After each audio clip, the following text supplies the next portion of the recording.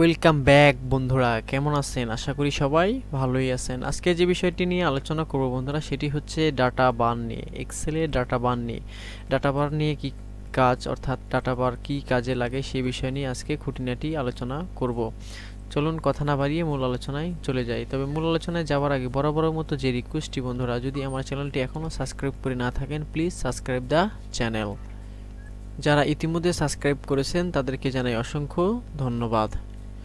চলুন মূল আলোচনায় চলে যাই। আজকের বিষয় হচ্ছে ডাটা বার।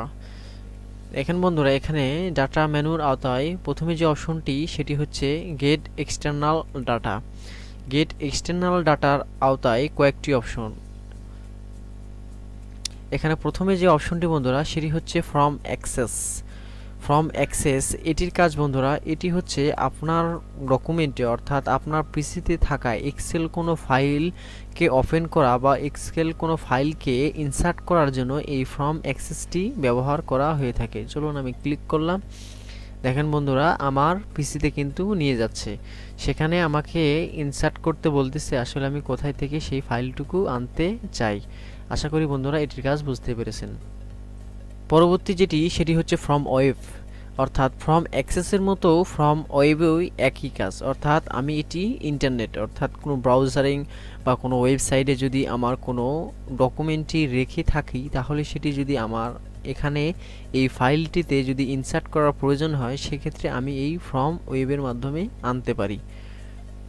আমি ক্লিক করলাম। দেখেন বন্ধুরা, এখানে অ্যাড্রেস বার, আমি যেহেতু মডেম দিয়ে চালাই সেক্ষেত্রে এখানে আমার মডেমের ইনপুটটি চলে আসছে। যেখানে আমি যদি অন করি তাহলে কিন্তু আমি সেই ওয়েব পেজে চলে যেতে পারবো। পরবর্তী যে অপশন সেটি হচ্ছে ফ্রম টেক্সট। ফ্রম টেক্সট বন্ধুরা, কিছু কিছু সময় আমাদের নোটপ্যাড থেকে ডাটা আনার প্রয়োজন হয়ে পড়ে। সেক্ষেত্রে আমরা কি করব? সেক্ষেত্রে এই ফ্রম টেক্সটের মাধ্যমে আনতে পারি। আমাদের এই এই ফ্রম টেক্সটের মাধ্যমে আমরা এই নোটপ্যাডে থাকা ডাটাগুলোকে আমরা ইনসার্ট করতে পারি এখানে। পরবর্তী হচ্ছে এক্সটেন্ডেড কানেকশন, অর্থাৎ এখানে বন্ধুরা দেখেন, অর্থাৎ আপনার এক্সেল ফাইলের সাথে বা এক্সেল ডকুমেন্টের সাথে যদি আপনি লিঙ্কেড করে দিতে পান বা কানেকশন করে দিতে চান, সেক্ষেত্রে এই এক্সটেন্ড কানেকশনটি ব্যবহার করা হয়ে থাকে। পরবর্তী যে অপশনটি সেটি হচ্ছে রিফ্রেশ অল। রিফ্রেশ অল মানেই সব কিছুই রিফ্রেশ, হ্যাঁ বন্ধুরা?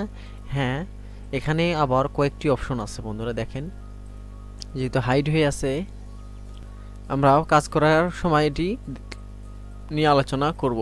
পরবর্তী অপশন যেটি হচ্ছে কানেকশন। কানেকশন মানে হচ্ছে বন্ধুরা, এখানে দেখেন ওয়ার্কবুক কানেকশন, অর্থাৎ নেম, ডেসক্রিপশন, লাস্ট রেফারেন্স। অর্থাৎ এটি সেম ওই এক্সটার্নাল কানেকশনের মতোই, যে আমি কোন ফাইলের সাথে যদি আমি কোনো কানেকশন করে দিতে চাই, সেক্ষেত্রে আমি এই কানেকশনের মাধ্যমে কিন্তু করতে পারবো। পরবর্তী যে অপশন সেটি হচ্ছে শর্ট অ্যান্ড ফিল্টার, অর্থাৎ পুরো অপশনটি হচ্ছে শর্ট অ্যান্ড ফিল্টার। অর্থাৎ এই শর্টের কাজ হচ্ছে, আমি কোনো ডাটাকে যদি বড় থেকে ছোট, ছোট থেকে বড় বা কোনো রুলস অনুযায়ী সাজাতে চাই, সেক্ষেত্রে আমার এই শর্টের মাধ্যমে কিন্তু আমি করতে পারবো। আমি ডাটাকে সিলেক্ট করলাম, তিনটি ডাটাকে সিলেক্ট করলাম। আমি চাচ্ছি যে স্মলেস্ট টু লার্গেস্ট বা লার্গেস্ট টু স্মলেস্ট, দুইটি অপশন আছে এখানে। দেখেন, লার্গেস্ট টু স্মলেস্ট বা কাস্টম আমি কি চাচ্ছি, সেক্ষেত্রে আমি দুইটি করে দিই। লার্গেস্ট টু স্মলেস্ট, আগে বড় হবে তারপর হবে ছোট। এখানে কি দিয়ে আছে? এখানে আগে ছোটটা আছে, তারপর সে লাস্টে আছে বড়টা। আমাকে আগেই বড়টা দেখাও। আমি ওকে করলাম। দেখেন বন্ধুরা, 18 কিন্তু উপরে চলে গেছে। পরবর্তী যে অপশন সেটি হচ্ছে শর্ট অ্যান্ড ফিল্টার বা ফিল্টার। এই ফিল্টারের কাজ আমরা পরবর্তী বা আগের টিউটোরিয়ালগুলোতে দেখিয়েছি। যদি আপনি দেখে না থাকেন তাহলে আমাদের আই বাটনে ক্লিক করে দেখে আসতে পারেন। এটির কাজ হচ্ছে ফিল্টারিং করা, অর্থাৎ আমি এই ডাটাকে যদি ফিল্টারিং করতে চাই, সেক্ষেত্রে আমি এই ফিল্টারের মাধ্যমে কিন্তু করতে পারবো। দেখেন, একটি ড্রপ ডাউন ফিল্টার অ্যারো কিন্তু চলে আসছে এখানে। আমি চাইলে আমি ফিল্টারিংয়ের মাধ্যমে কিন্তু দেখতে পারি। জানি আপনারা এটি বুঝতে পেরেছেন। পরবর্তী যেটি হচ্ছে ক্লিয়ার, অর্থাৎ এই ফিল্টারিংকে ক্লিয়ার করার জন্য এই ক্লিয়ার অপশনটি ব্যবহার করা হয়। ক্লিয়ার। লাস্টে যে অপশন সেটি হচ্ছে যে অ্যাডভান্স। এটি অ্যাডভান্সের আওতায় কয়েকটি অপশন আছে এখানে। Filter to list in place, copy to another place, অর্থাৎ আপনি কিভাবে ফিল্টারটি করতে পারেন সেখানে এখানে দিক নির্দেশনা দেওয়া আছে। আপনি এখানে অ্যারো সিলেক্টের মাধ্যমে ফিল্টারিং সিস্টেমটি করতে পারেন। আশা করি বন্ধুরা বুঝতে পেরেছেন। আমরা পরবর্তী টিউটোরিয়ালগুলোতে ডাটা টুলস এবং আউটলাইনস নিয়ে আলোচনা করব। আশা করি ভিডিওটি আপনাদের ভালো লেগেছে।